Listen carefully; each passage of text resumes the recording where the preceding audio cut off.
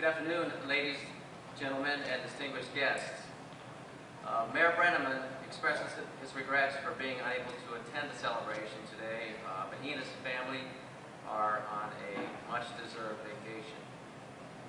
Dick Benson, who is our city law director, was scheduled to fill in for Mayor Brenneman.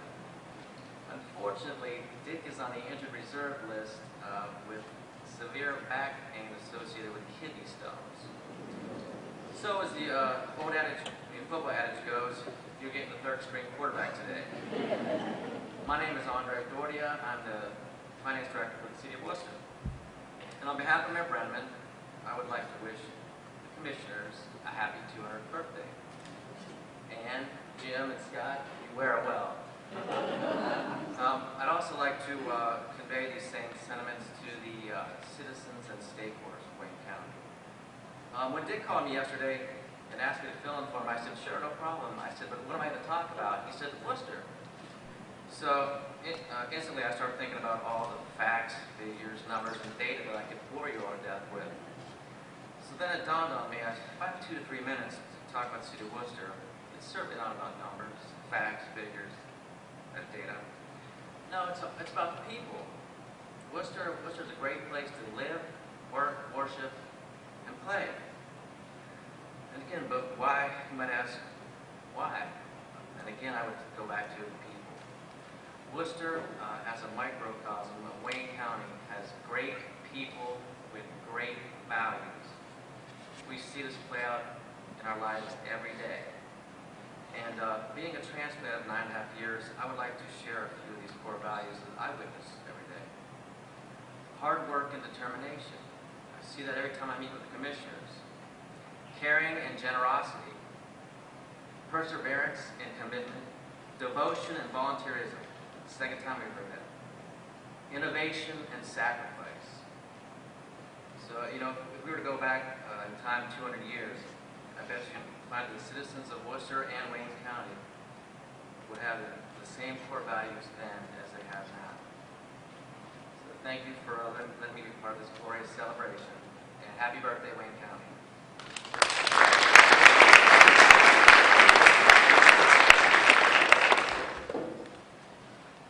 Also, good afternoon. I'm Mayor Dave Hanworth from the City of Orrville. In a recent publication called Orrville Today, published by Spectrum Publications, there was an article titled Looking Back at Orrville. The author stated that the 2 R's in Orrville might well stand for railroad. And while the railroad was certainly a huge part of Orrville's creation and existence, Orrville's name, as later stated in the article, is from its founder, Judge Smith Orr. As important as the railroad and Judge Smith Orr are to Orrville's history, I'd like to take a look at the present and the future of Orrville. To do that, I will follow the pattern set up by that article. I want to look at some other words that could also represent the 2 R's in Orrville. First is reliable. Sound business practices have made Orrville's many industries extremely reliable, many over 100 years old, but now using cutting-edge technology to enter the world market. Reliable would certainly also describe our Orrville utilities in the service that they provide our citizens. Religious. With about 20 currently active churches in Orrville, our faith in God has kept this community strong and held it together in times of trouble and prosperity. Recognize. Each year our chamber banquet, we recognize our Citizen of the Year. This year we are privileged to have 3. And we as a city are recognized as the home of Smucker's Jelly and Bobby Knight. Rebound. Not only did our basketball teams rebound in 3 state championships, but our industries rebounded very well from the 2008 economic downturn. Robust. Robust describes our efforts to attract and retain business and industry through our Orrville Office of Economic Development. Recycle.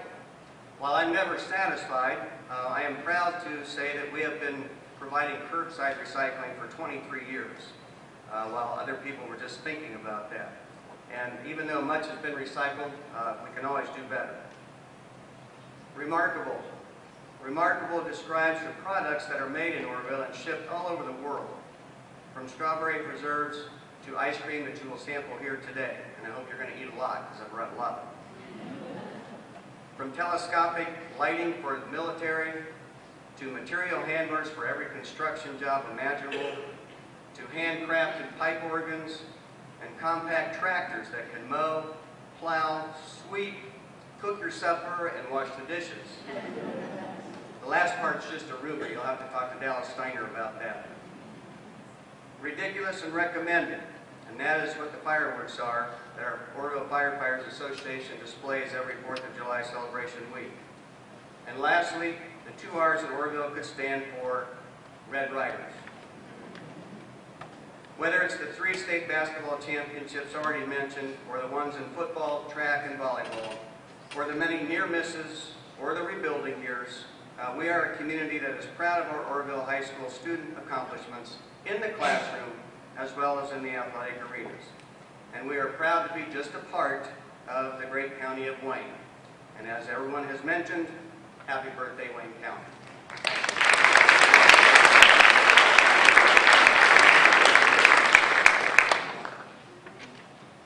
Good afternoon, and I also want to thank you for attending this very special celebration today. My name is Bill Robertson. I am the mayor of Rittman. Rittman is the smallest of the 3 cities in Wayne County. We have about 6,500 residents. We cover about 6.2 miles. And while the majority of Rittman is in Wayne County, we do have a portion of our city that is in Medina County as well. We can trace our history back 176 years to when the post office was first established in our area in 1836, and our town was named New Prospect. I really kind of like that name. In 1870, the name changed to Milton Station. Then in 1879, Reverend Elliott renamed it to Elio in recognition of his ancestors who were among the town's founders. In 1880, the name was changed to Arcona. The name Arcona was causing a lot of problems for the railroad. Passengers on the train were hearing Arcona and getting it confused with Akron and getting off the train at the wrong station. Imagine their surprise. Because of this confusion, the city name was changed to Rittman in 1881. Fred Rittman happened to be the treasurer of the Atlantic and Western Railroad, and he suggested the name. I don't think Fred Rittman ever lived in the city of Rittman. I'm not sure he even ever visited it. The city name Rittman is unique in the United States and the world, so we're very proud of that. And we're also very proud to be a part of Wayne County, and happy birthday, Wayne County. Thank you for allowing me to participate.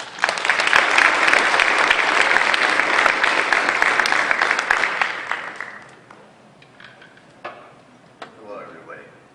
My name is Terry Linden, and I'm the mayor of the village of Doylestown, and I would like to thank the commissioners and everyone here for inviting me, and it's great to celebrate such a mile mark of 200 years in Wayne County. The village of Doylestown has a long, proud history. In 1812, when the county was formed in northeast Ohio, Chippewa Township was formed in 1850.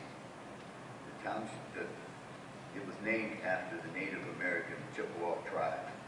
This Native American tribe was the Woodland tribe, and were considered one of the most important of the Allegan family.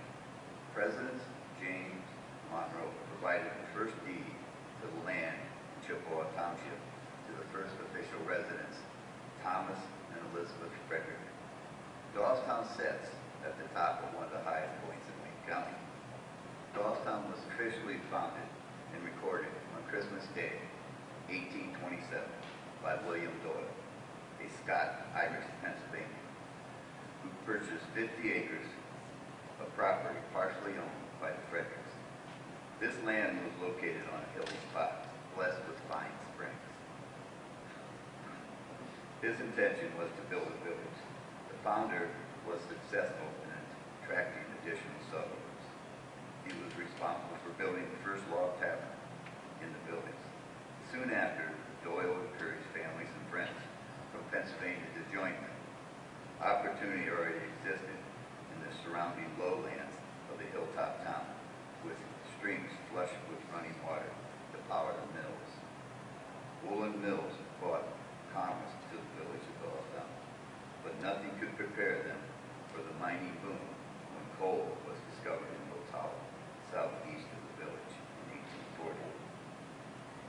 development centered in the establishment of coal mines and aluminum smelters.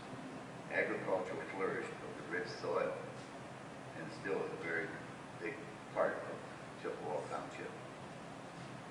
Uptown was what the village was referred to by surrounding residents.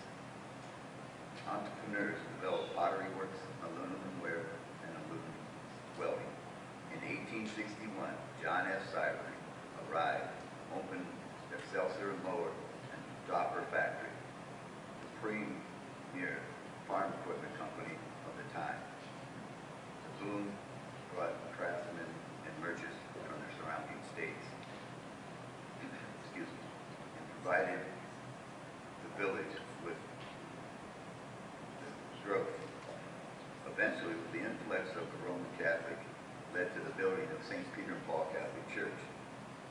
The church was the first church built in the massive Cleveland diocese. St. Peter and Paul School was founded in 1862 and celebrates this year 150 years.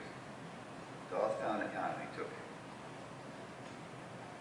downfall in May 16, 1910, when the fire destroyed the mower works. Eventually, the village altitude made it cost and logistics for shipping and receiving prohibitive. Also, Chippewa High School was built in 1910 and still is being used today as our 5th grade school. The residents of Chippewa and Doylestown have very high value of its heritage and reminders of that throughout our community. Our landmark Doughboy statue center in the Stetson center of our community. Chippewa Community Park was dedicated to World War II. Our community spirit exemplifies the residents actively participating in a variety of civic organizations. Our current population in Doylestown is 3,051. The village is part of the township. Their portion is 10,212. Chippewa Local Schools has excellent rating for the last 7 years. There are approximately 1,500 students, averaging 25 children per classroom. Doylestown Communications has been serving our village since 1899.